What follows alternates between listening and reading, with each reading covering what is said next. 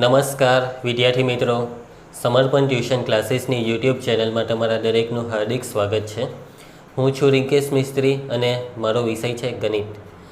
વિદ્યાર્થીઓ, આપને શીખી રહ્યા છે ધોરણ 9 ગણિતમાં ચેપ્ટર નંબર 1 સંખ્યા પદ્ધતિ. આ ચેપ્ટરના આગળના કંઈક 6 ભાગના વિડીયો તમારી પાસે આવી ગયા છે. આ 6 ભાગના વિડીયોમાં કોઈ પણ વિડીયો જો તમારો જોવાનો બાકી હોય તો તમારે તમારી મોબાઈલની જે સ્ક્રીન છે તેમાં તમને અહીં એક આઈ બટન દેખાશે. તે આઈ બટન પર ક્લિક કરવાથી તમને તે આગળના ભાગના વિડીયો અને પ્લેલિસ્ટ મળશે. તો તેને ચેક કરી લેજો અને વિડીયો જોવાના બાકી હોય તો અવશ્ય એકવાર જોઈ લેજો. વિદ્યાર્થીઓ, લાસ્ટ વિડીયો આપણે જે જોયો હતો તેમાં આપણે વર્ગમૂળમાં 2નું સંખ્યા રેખા પર નિરૂપણ કરવાનું શીખી ગયા, બરાબર વિદ્યાર્થીઓ? તો હવે આજના વિડીયોમાં આપણે શું કરીશું, તો ઉદાહરણ 4 આવે છે અને ઉદાહરણ 4માં છે કે સંખ્યા રેખા પર વર્ગમૂળમાં 3 દર્શાવો. હું આશા રાખું છું કે વર્ગમૂળમાં 2 વાળું જે મેં તમને કરાવેલું સંખ્યા રેખા પર નિરૂપણ તે તમને સારી રીતે લાસ્ટ ટાઈમ સમજ પડી ગઈ હશે અને એના જે રચનાના મુદ્દા છે તે પણ તમને લખતા આવડી ગયા હશે. તો ચાલો વિદ્યાર્થીઓ, હવે શરૂઆત કરી દઈએ. સંખ્યા રેખા પર વર્ગમૂળમાં 3ને કેવી રીતે દર્શાવાય તેની શરૂઆત કરી દઈએ. તો તમને યાદ હશે લાસ્ટ ટાઈમ મેં તમને સ્ટાર્ટિંગમાં શીખવાડેલું કે આ વર્ગમૂળમાં 3 જે છે એટલે કે આ જે 3 છે તેના તમારે ટુકડા પાડવાના અને એ ટુકડામાં વર્ગ થવા જોઈએ. પૂર્ણ વર્ગ સંખ્યાઓની મદદથી ટુકડા પાડવાના. તો તમારે વિચારવાનું એટલું જ છે કે 3 કરતાં નાની કઈ સંખ્યા કે જે 3ની નજીક પણ છે અને પૂર્ણ વર્ગ છે. તો 3 કરતાં નાની સંખ્યામાં આવે 1 અને 2. 2 તો પૂર્ણ વર્ગ નથી ને, પરંતુ 1 એ પૂર્ણ વર્ગ છે, કેમ કે 1નો વર્ગ 1 થાય. તો આપણે ટુકડા પાડીશું 1 અને 1માં કેટલા ઉમેરવાથી આપણને 3 મળે, તો 2. હવે વિદ્યાર્થીઓ, વર્ગમૂળમાં 3 બરાબર વર્ગમૂળમાં આ જે 1 છે તેની જગ્યાએ આપણે 1નો વર્ગ લખી શકીએ, કેમ કે 1નો વર્ગ 1 થાય. પરંતુ 2 તો કોનો વર્ગ 2 થાય? તો કોઈ પણ સંખ્યાનો વર્ગ અત્યારે 2 થશે નહીં. કોઈ પણ પૂર્ણાંક સંખ્યાનો વર્ગ 2 થતો નથી. તો આ 2ના પણ આ જ રીતે, જે રીતે આપણે 3ના ટુકડા કર્યા તે જ રીતે 2ના પણ ટુકડા કરવાના. તો 2ના શું ટુકડા કરશું? તો 2ના ટુકડા તો આ જ થશે, 1 + 1, અને તમે જે ટુકડા કર્યા તે બંને પૂર્ણ વર્ગ થાય છે. તો આપણે લખી શકીએ છીએ કે વર્ગમૂળમાં 3 બરાબર વર્ગમૂળમાં 1નો વર્ગ વત્તા આ જે 1 છે તેની જગ્યાએ પણ 1નો વર્ગ અને આ 1 છે તેની જગ્યાએ પણ 1નો વર્ગ. તો આપણે વર્ગમૂળમાં 3ને વર્ગોના સરવાળાના સ્વરૂપમાં ગોઠવી દીધી છે. હવે આનો ઉપયોગ સંખ્યા રેખા પર વર્ગમૂળમાં 3ને દર્શાવતી વખતે આ વસ્તુનો ઉપયોગ કેવી રીતે થાય તે હવે આપણે સમજીએ.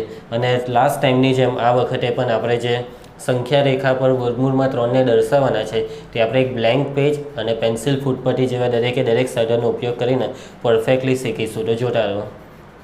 તો વિદ્યાર્થીઓ, તો આપણે શરૂઆત કરીશું વર્ગમૂળમાં 3ને સંખ્યા રેખા પર દર્શાવવાની. તો આટલી વસ્તુ તો મેં તમને સમજાવી દીધી છે.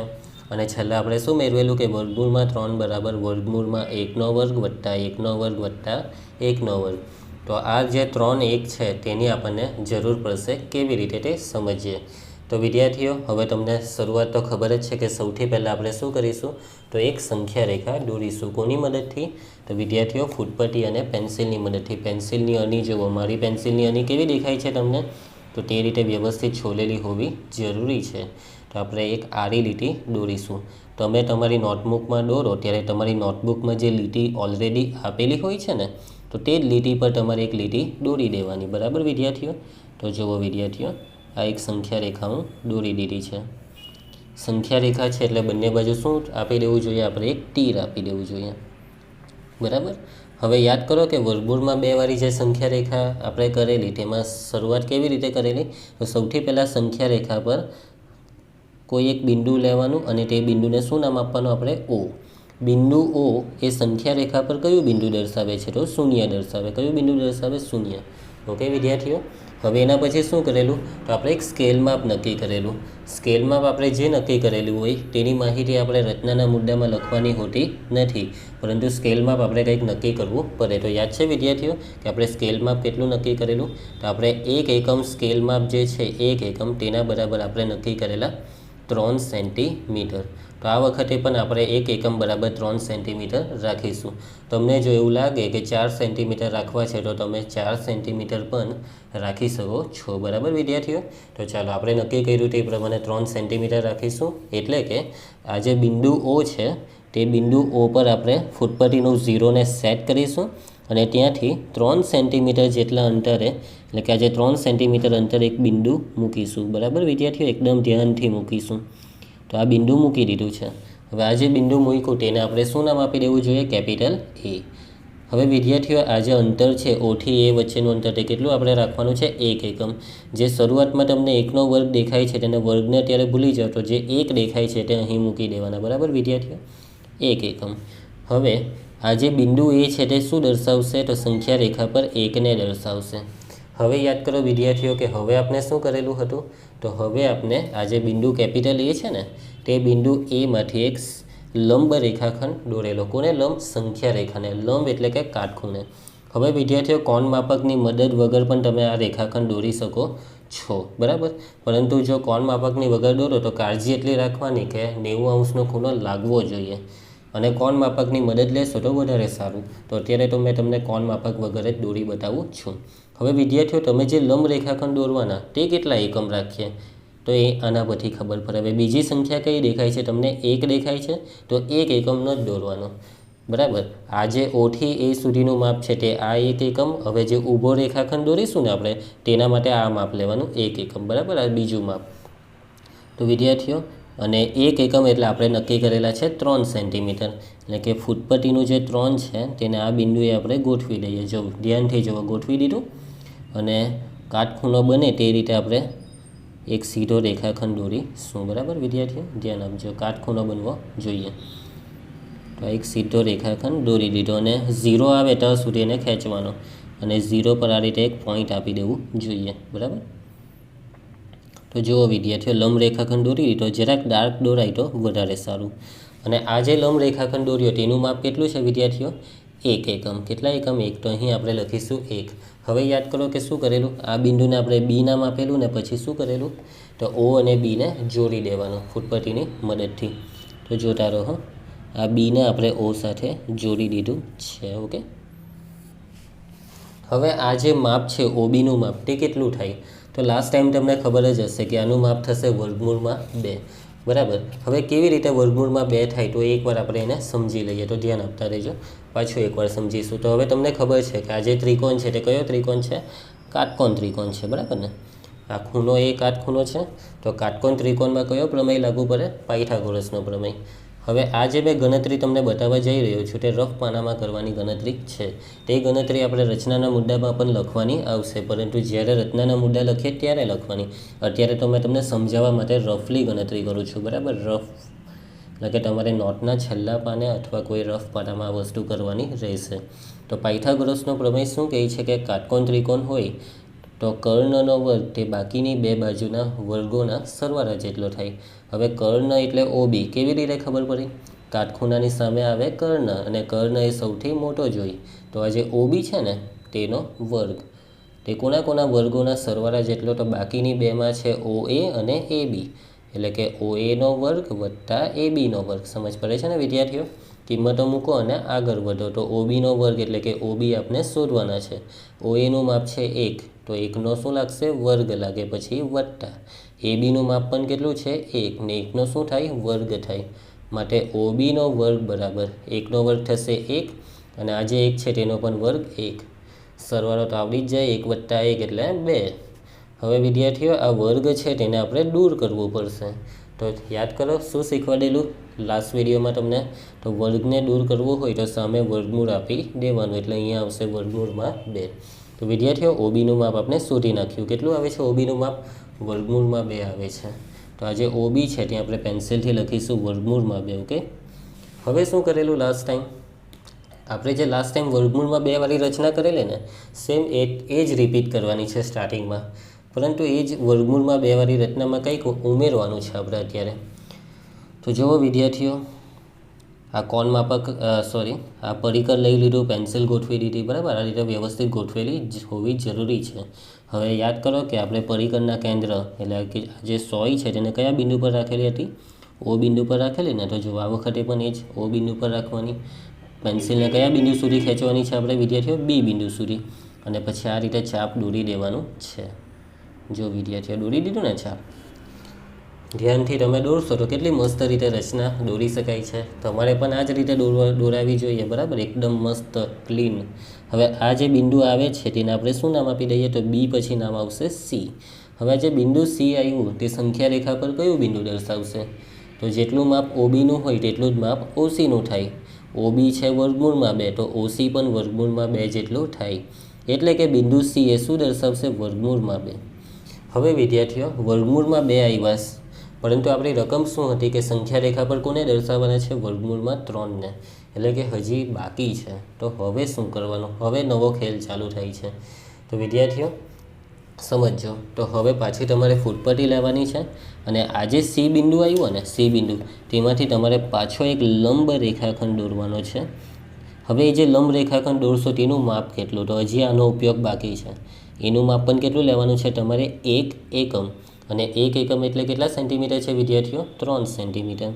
તો આપણે જો હવે આ 3 સેન્ટીમીટરનો જે 3 છે તેને અહીં ગોઠવી દીધો અને આ લંબ રેખાખંડ દોરું છું, બરાબર વિદ્યાર્થીઓ. અને આ જે લંબ રેખાખંડ શૂન્ય પર આવવો જોઈએ ત્યાં આપણે એક પોઈન્ટ આપી દેવાનું, થોડુંક ડાર્ક કરી દેવાનું એટલે વ્યવસ્થિત જોઈ શકાય, બરાબર. તો આ જે પોઈન્ટ છે તેને સી પછી શું નામ આપી દેવું જોઈએ? આપણે ડી નામ આપી દેવું જોઈએ. અને એનું માપ કેટલા એકમ છે વિદ્યાર્થીઓ? 1 એકમ. હવે જે રીતે આ રેખાખંડમાં બી બિંદુને ઓ સાથે જોડી દીધું હતું, તે જ રીતે આ જે રેખાખંડ છે ને તેને પણ બિંદુ ડીને ઓ બિંદુ સાથે જોડવું પડશે. તો ચાલો જોડી દઈએ. તો ઓ બિંદુને ડી બિંદુ સાથે જોડી દઈએ. ઓકે, જોડી દીધું. હવે વિદ્યાર્થીઓ તમે સમજી ગયા હશો. જો અહીં તો કાટખૂણો બને છે 90° ખૂણો. હવે આ જે ઓથી ડી સુધીનું માપ છે તમે સમજી ગયા કે તે માપ હવે આપણે શોધવું પડશે, બરાબર ને વિદ્યાર્થીઓ? કયું માપ શોધવાનું? ઓથી ડી સુધીનું માપ. અને કેવી રીતે શોધી શકાશે? તો જુઓ, કયો ત્રિકોણ દેખાય છે તમને? આ જે ત્રિકોણ દેખાય છે, આટલો ત્રિકોણ, તે કેવો ત્રિકોણ છે? કાટકોણ ત્રિકોણ. ને કાટકોણ ત્રિકોણ આવે તો કયો પ્રમેયનો ઉપયોગ કરી દેવાનો? પાયથાગોરસના પ્રમેયનો. તો પ્રમેય પ્રમાણે કર્ણ કયો છે? તો ઓડી કર્ણ છે, કેમ કે આ વખતે તમારે આ ત્રિકોણને જોવાનો છે. એક કામ કરું, હું સાઈડ પર દોરી દઉં તો તમને વધારે ખ્યાલ આવે. જુઓ વિદ્યાર્થીઓ, આ બિંદુ ઓ, આ બિંદુ સી છે અને આ બિંદુ ડી છે. તમારે ઓડીનું માપ શોધવાનું છે. હવે આ જે ઓસીનું માપ છે ને, ઓથી સી સુધીનું, તે આ લેવાનું, વર્ગમૂળમાં 2. સીથી ડી સુધીનું માપ તો તમને ખબર છે 1 એકમ. હવે આપણે આ ઓડી શોધવું હોય તો પ્રમેય વાપરો. તો પ્રમેય કહે કે આ જે કર્ણ છે તેનો વર્ગ, એટલે કે ઓડીનો વર્ગ બરાબર બાકીની બે બાજુના વર્ગોનો સરવાળો, એટલે કે ઓસીનો વર્ગ વત્તા સીડીનો વર્ગ. કિંમતો મૂકીને આગળ વધો. તો ઓડીનો વર્ગ બરાબર ઓસીની કિંમત કેટલી છે? તો ઓસીની કિંમત છે વર્ગમૂળમાં 2 અને એનો શું લાગે? વર્ગ લાગે. સીડીની કિંમત કેટલી છે? તો સીડીની કિંમત છે 1, એટલે 1નો વર્ગ. હવે વિદ્યાર્થીઓ, વર્ગમૂળમાં 2નો વર્ગ આવ્યો. વર્ગમૂળમાં 2નો વર્ગ કેટલો થાય? તો હું તમને સમજાવું છું, ધ્યાન આપજો. તો જો વિદ્યાર્થીઓ, વર્ગમૂળમાં 2નો વર્ગ એટલે કે વર્ગમૂળમાં 2 ગુણ્યા વર્ગમૂળમાં 2, એટલે કે વર્ગમૂળમાં આ 2 અને 2નો ગુણાકાર કરો એટલે 2 ગુણ્યા 2 એટલે કે 4 થાય. અને 4નું વર્ગમૂળ કેટલું થાય તે તમને ખબર જ હશે કે 4નું વર્ગમૂળ થાય 2. એટલે કે આ જે વર્ગમૂળમાં 2નો વર્ગ છે તે કેટલો થાય વિદ્યાર્થીઓ? 2. એટલે કે વિદ્યાર્થીઓ એક શોર્ટકટ તમે યાદ રાખો કે વર્ગમૂળવાળી સંખ્યાનો વર્ગ આવે ને તો વર્ગમૂળ અને વર્ગ બંનેને દૂર કરી નાખો. એટલે કે વર્ગમૂળની અંદર જે રકમ હોય તેને જવાબ તરીકે લખી દેવાનું. કેટલું સહેલું છે, બરાબર ને? વર્ગમૂળમાં 3નો વર્ગ આપેલો હતો તો આપણે શું લખી દેતા? 3. વર્ગમૂળ અને વર્ગ દૂર કરી નાખો. વર્ગમૂળમાં 6નો વર્ગ આપેલો હતો તો આપણે શું લખી દેવું જોઈએ આની જગ્યાએ? 6. વર્ગમૂળ અને વર્ગ એકબીજા પર આવી જાય તો બંનેને દૂર કરી દેવાના. યાદ રહેશે ને વિદ્યાર્થીઓ? તો હવે આપણે આગળ વધીએ. તો 1નો વર્ગ થાય 1, માટે ઓડીનો વર્ગ બરાબર સરવાળો કરો. 2 વત્તા 1 એટલે કે 3 થાય. માટે ઓડી બરાબર વર્ગ કરવું હોય તો સામે શું લઈ લેવું જોઈએ? વર્ગમૂળ, એટલે કે વર્ગમૂળમાં 3. તો આપણને જેની જરૂર હતી તેના પર આપણે આવી ગયા. આપણે વર્ગમૂળમાં 3ની જરૂર હતી અને આ જે ઓડી છે તેનું માપ કેટલું આવે છે વિદ્યાર્થીઓ? વર્ગમૂળમાં 3. તો લખી દેવો ત્યાં. અને આપણને કોની જરૂર હતી વિદ્યાર્થીઓ? વર્ગમૂળમાં 3ની. તો આવી ગયા ને વર્ગમૂળમાં 3. તો ચાલો, હવે તમને ખબર જ છે કે શું કરવાનું છે. તો પાછું આપણે એક ચાપ દોરવું પડશે. કોની મદદથી? તો પરિકર અને પેન્સિલની મદદથી. તો પરિકર જે છે તે પરિકરનું કેન્દ્ર એટલે કે પરિકરની સોયને કયા બિંદુ પર મૂકવાની આવશે? ઓ બિંદુ પર. પછી શું કરવાનું આવશે વિદ્યાર્થીઓ? પેન્સિલને કયા બિંદુ સુધી ખેંચવી પડશે આપણે? ડી સુધી. અને પછી શું દોરવાનું આવશે? ચાપ. તો દોરી દીધું ચાપ. ઓકે. હવે ચાપ દોરવાથી જે ચાપ છે તે સંખ્યા રેખાને કયા બિંદુમાં છેદશે? તો તમારે જે નામ આપવું હોય તે. તો આપણે લાઇનમાં ચાલીએ તો ડી પછી નામ આવશે ઈ. હવે આ જે બિંદુ ઈ છે તે સંખ્યા રેખા પર કયું બિંદુ દર્શાવે છે? તો જેટલું માપ ઓડીનું તેટલું માપ ઓથી ઈ સુધીનું. તો ઓડીનું માપ છે વર્ગમૂળમાં 3. તો આ જે બિંદુ ઈ છે તે સંખ્યા રેખા પર દર્શાવશે વર્ગમૂળમાં 3. તો વિદ્યાર્થીઓ જેની જરૂર હતી તે આવી ગયું. આપણને જરૂર હતી કે સંખ્યા રેખા પર કોને દર્શાવવાના હતા? વર્ગમૂળમાં 3ને, અને તે આવી ગયા. એટલે કે આપની જે સંખ્યા રેખા પર વર્ગમૂળમાં 3ને દર્શાવવાની પ્રક્રિયા છે તે અહીં સમાપ્ત થાય છે.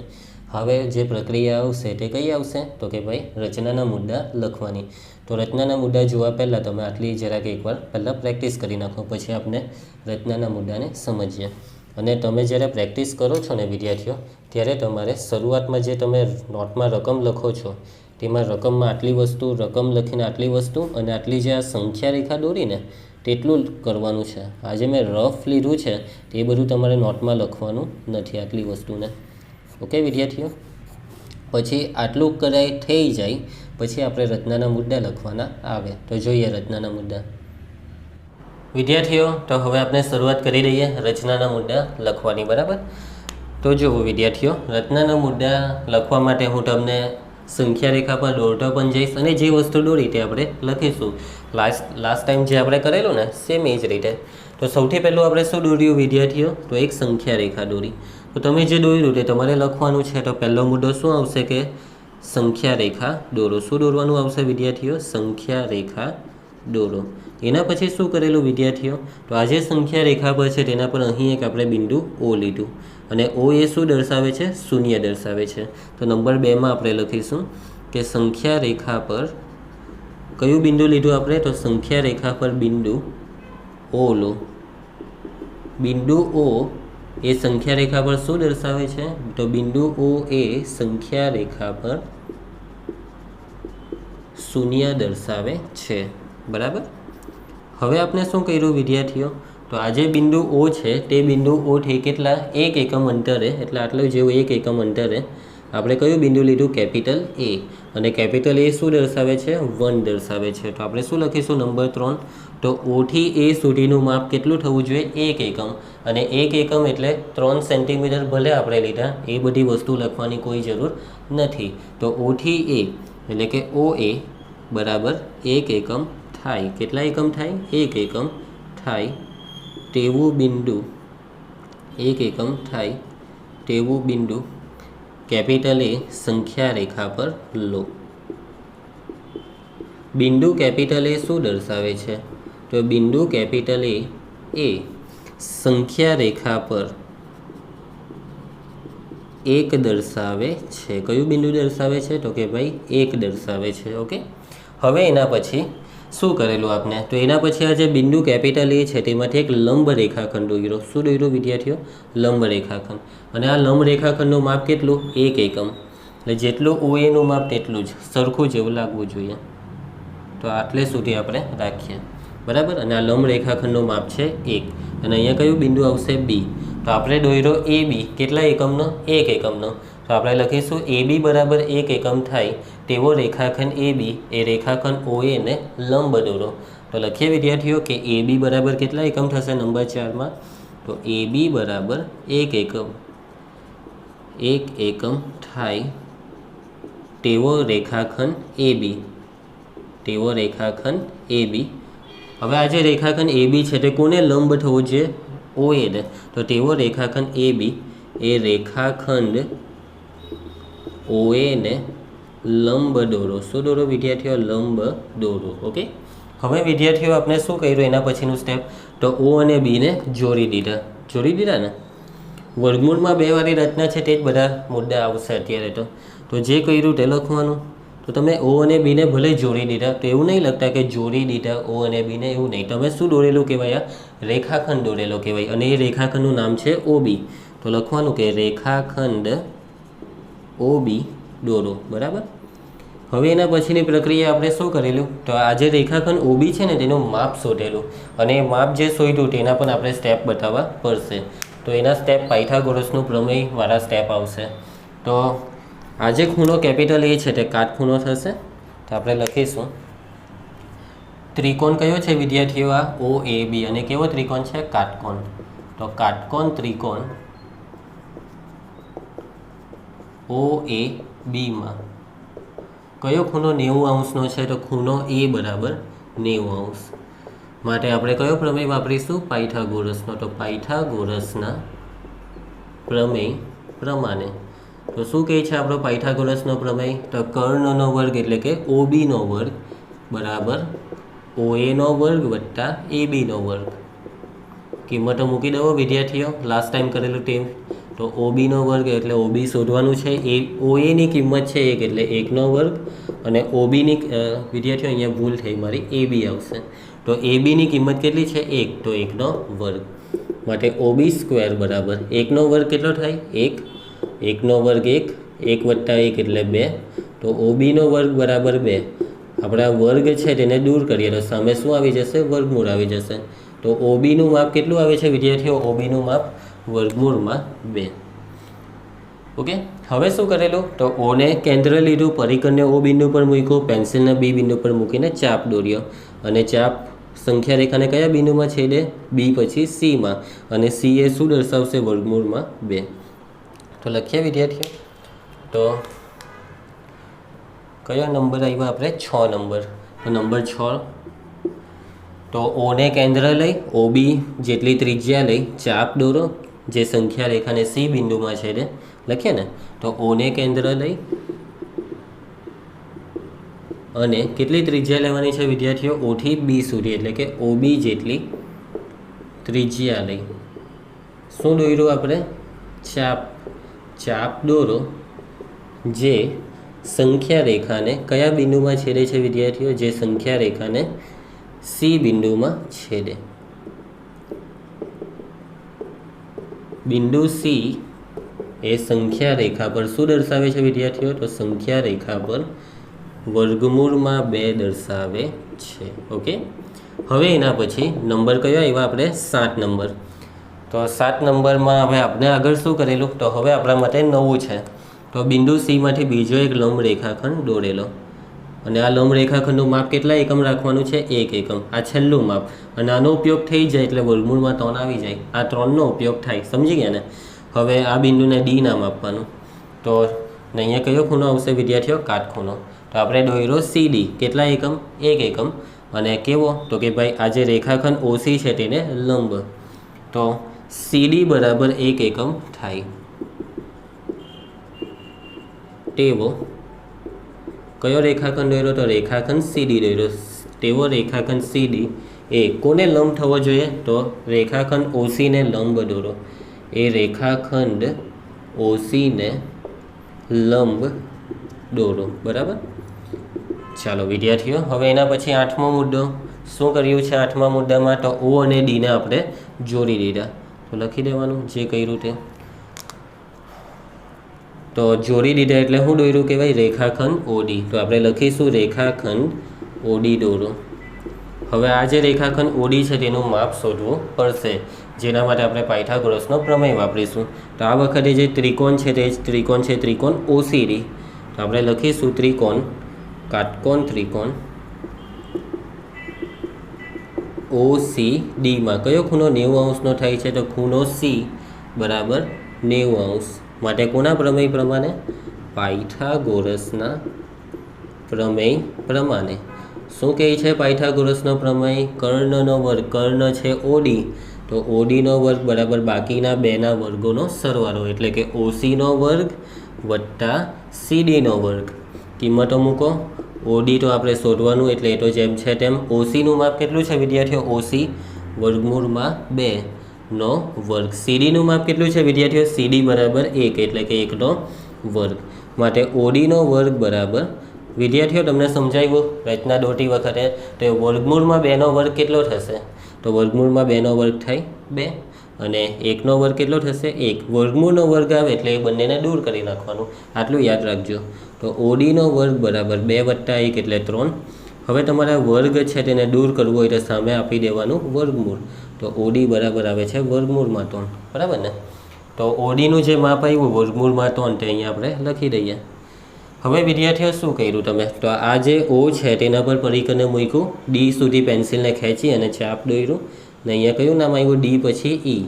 અને બિંદુ ઈ શું દર્શાવશે? સંખ્યા રેખા પર વર્ગમૂળમાં 3. એટલે અહીંયા આપણી રચના પૂરી થાય છે. તો જે કર્યું તે લખવાનું. તો આપણે નંબર 9માં શું કર્યું વિદ્યાર્થી? એના પછીના મુદ્દામાં ઓને કેન્દ્ર લઈ ઓડી જેટલી ત્રિજ્યા લઈ ચાપ દોરો જે સંખ્યા રેખાને ઈ બિંદુમાં છેદે અને બિંદુ ઈ સંખ્યા રેખા પર વર્ગમૂળમાં 3 દર્શાવે છે. તો ઓને કેન્દ્ર લઈ કેટલી ત્રિજ્યા લેવાની છે? તો ઓડી જેટલી ત્રિજ્યા લઈ ચાપ દોરો જે સંખ્યા રેખાને કયા બિંદુમાં છેદે છે વિદ્યાર્થીઓ? જે સંખ્યા રેખાને ઈ બિંદુમાં છેદે. ઓકે, ઈ બિંદુમાં છેદે. બિંદુ ઈ સંખ્યા રેખા પર શું દર્શાવે છે? તો સંખ્યા રેખા પર વર્ગમૂળમાં 3 દર્શાવે છે. તો રચના પૂરી થાય છે વિદ્યાર્થીઓ. બસ પતી ગયું. માટે બિંદુ ઈ એ સંખ્યા રેખા પર વર્ગમૂળમાં 3 દર્શાવતું બિંદુ છે. ઓકે વિદ્યાર્થીઓ, આવું એક છેલ્લે લીટી લખી દેવી જોઈએ. તો રચનાના મુદ્દા લખાઈ ગયા, રચના દોરાઈ ગઈ. તો વિદ્યાર્થીઓ 4 માર્ક્સમાં તમને પૂછાઈ શકે છે. બરાબર, તમારો છેલ્લો જે સેક્શન હોય ને તમારી પેપર સ્ટાઇલમાં, તેમાં 4 માર્કના દાખલા આવે, તેમાં આ વસ્તુ પૂછાઈ શકે છે. અને જો તમારી જે સૂચના હોય રકમની સૂચના, તેમાં એવું ન કીધું હોય કે રચનાના મુદ્દા લખો, ખાલી એટલું આવી રકમ આવે કે સંખ્યા રેખા પર વર્ગમૂળમાં 3 દર્શાવો, તો પણ તમારે રચનાના મુદ્દા લખી જ દેવાના છે. અને એવું કીધું હોય કે સંખ્યા રેખા પર વર્ગમૂળમાં 3 દર્શાવો, રચનાના મુદ્દા લખવા નહીં. જો એવું સ્પષ્ટપણે કીધું હોય તો આ મુદ્દા નહીં લખશો. બરાબર, રકમ પ્રમાણે ચાલવાનું. રકમમાં કંઈ ન કીધું હોય, ખાલી આટલી વસ્તુ કીધી હોય તો આ દરેક વસ્તુ તમારે કરવી પડશે. તો ધ્યાનથી દોરજો. દોરાઈ જાય પછી 2 વાર તમારે પ્રેક્ટિસ પણ અચૂકપણે કરવી જોઈએ. અને આ મુદ્દા લખવાની પણ પ્રેક્ટિસ કરજો. તમારી ગણિતની નોટમાં વ્યવસ્થિત અને ઉતારી લેજો. તો હવે વિદ્યાર્થીઓ આપણે નેક્સ્ટ વિડીયોમાં આગળનું જે સ્વાધ્યાય આવે છે તે કરીશું. ત્યાં સુધી તમે આની પ્રેક્ટિસ કરી નાખજો. આ વિડીયોને એક લાઇક આપી દેવો. ચેનલ સબસ્ક્રાઈબ કરવાની બાકી હોય તો અવશ્ય કરી દેજો. અને તમારા દરેક મિત્રોને આ વિડીયો શેર કરજો. અને જે કંઈ પણ તમારા મનમાં આવતા વિચારો હોય તેને કોમેન્ટ બોક્સમાં રજૂ કરજો. તો આવજો વિદ્યાર્થીઓ, નેક્સ્ટ વિડીયોમાં મળીએ.